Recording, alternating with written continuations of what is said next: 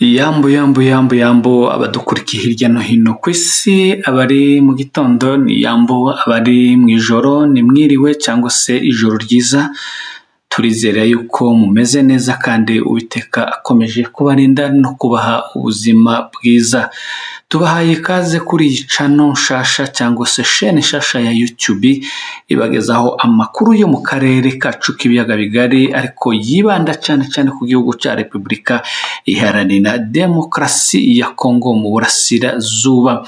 Iyi rero ni channel nshasha yitwa Iriba Media TV, izajya ibagezaho amakuru yizewe kandi yatohojwe y'akarere kacu. Reka tubasabe abakunzi bacu kuzadushigikira no gukora subscribe. N'ubundi ni Fidele Muhasha muri kumwe muri iyi gahunda kugira ngo ukomeze abagezeho amakuru n'ibiganiro bitandukanye. Mwibuke gukora subscribe, like, share, comment kugira ngo muzajye mukomeza kubona ibiganiro n'amakuru meza mugezwaho. Uyu munsi rero tukaba dutangiye iyi channel tubagezaho aya makuru mu mujyi wa Uvira, nyuma yaho ibice byinshi bimaze kwigarurirwa hariya muri Plaine de la Ruzizi, kuko mwabibonye imirwano yatangiye kuva ku wa kabiri muri aka gace k'intara ya Kivu y'Amajepfo. Imirwano ikaba ikomeje gusatira uyu mujyi wa Uvira, ahabarizwa icicaro gikuru c'intara ya Kivu y'Amajepfo, nyuma yaho umujyi wa Bukavu wigaruriwe, chef lieu de la province du Sud Kivu. Ubu ngubu noneho rero aho mayimayi bita abazalendo bari baravuze yuko uyu mujyi utazigarurirwa ufite uruzitiro rukomeye, ko ntaho banyura kugira ngo babashe kwigarurira uyu mujyi. Uyu mujyi rero ukaba uri mu marembera nyuma yaho Luvungi yigaruriwe, Sange ndetse za Kabunambo, aho bari gusatira berekeza Kiriba binjira mu mujyi wa Uvira. Amakuru rero agera kuri Mulenge Today dutangizanyije n'iyi televiziyo nshasha yanyu, n'ubundi nayo ibagezaho amakuru kimwe na Mulenge Today TV. Ni amakuru mashasha avuga yuko kuva mu masaha ya saa 12 18h yo kuri uyu wa mbere mu mujyi wa Uvira humvikanye urusaku rw'amasasu, ubwo abamayimayi bari bavuye ku rugamba cyangwa se bari bacitse ku burembo, dore ko batorohewe hariya mu mushasha wa Plaine de la Ruzizi, bari gukubitwa bitoroshe. Reka dukomeze tubahereza pole tubabwira ngo ibyo mwatangiye nibyo byibi muri kubona.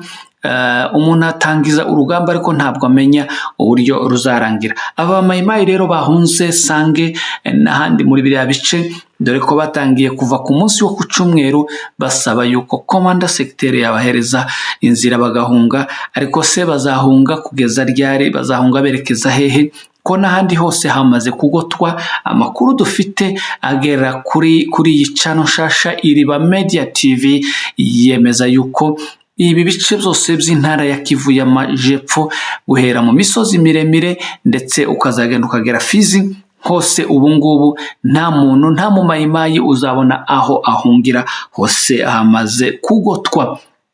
Inzira imwe bafite gusa, voie de sortie yo kugira ngo bakize amagara yabo abataraguye ku rugamba, nuko bakwinjira mu kiyaga Tanganyika. Uti bimeze gute rero muri iri joro ryakeye?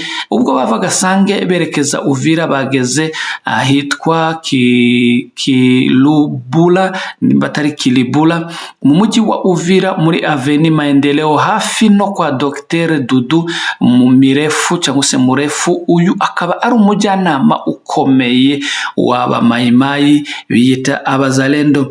Icyari kibajanye kuri uyu mujyanama wabo nta kindi, ngo bari bagiye kumubwira yuko imiryango yabo, leur famille, ko bagomba guhabwa amabato bagahunga bakerekeza mu mujyi wa Kalemi mu ntara ya Tanganyika.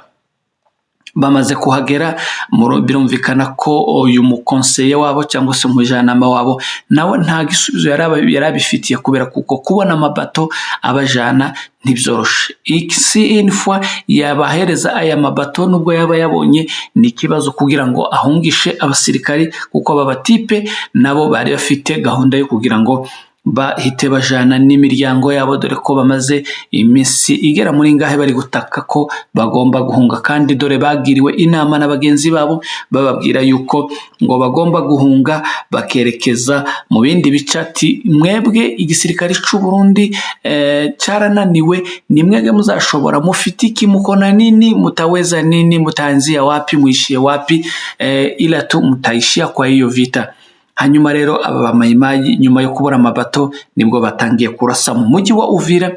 Umujyi wa Uvira ukaba warayemo urusaku rwinshi rw'amasasu, aho abamwe bibaza bati M23 amadubu n'intare zisarambwe zimaze kwinjira muri uyu mujyi, ariko mu by'ukuri amakuru agera ku Iriba Media TV yemeza yuko nta ngabo za sarambwe ndetse n'amadubu zari zinjira mu mujyi wa Uvira, ahubwo n'aba mayimayi bonyine kubera mekontantema cyangwa se kumererwa nabi, kuba batabonye igisubizo cy'ico bashakaga, aribwo bahise batangira kurasa mu mujyi wa Uvira muri aka gace, aho abaturage baraye muri alerte iteye ubwoba. Nguko uko byaraye byifashe mu mujyi wa Uvira, ariko nanone za Kiriba naho ngo humvikanye amasasu muri iri joro ryakeye, aho ibintu bikomeje kugenda bikomeza kuba bibi muri aka gace k'uburasirazuba mu ntara ya Kivu y'Amajepfo. Reka tubashimire mwebwe muri kumwe natwe, mwebwe mwatangiye gukora subscribe cyangwa se sabone,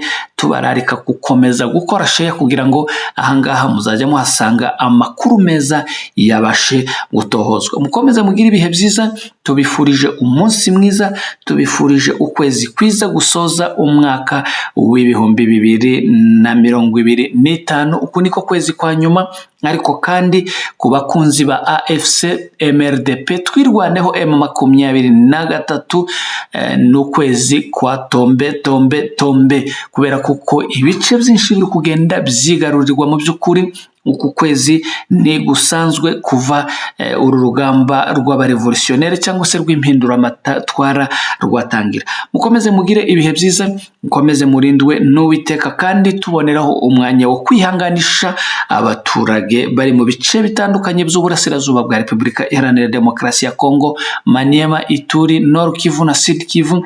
Tubabwira ngo pole, cyane cyane abo muri communauté y'Abahema, Abatutsi, Abanyamurenge n'abandi batandukanye bakomeje kugirwaho n'ingaruka n'ubutegetsi bubi bwa Kinshasa bukomeje kubica umunsi ku wundi bazira ko araba Swahili. Naho Tshisekedi we ngo kabari kuvuga yuko ngo ingabo ziparitse neza cyangwa se zimeze neza mu burasirazuba bwa Repubulika Iharanira Demokarasi ya Kongo. Tubifurije umunsi mwiza, kandi tubifuriza kuzabona amahoro mu gihugu cyacu, tubifuriza kuzarya umwaka ntukabarye, kandi mukomeze mugire ibihe byiza n'amahoro ya Nyagasani. Mwari kumwe na Muhasha Fidel, mugire ibihe byiza.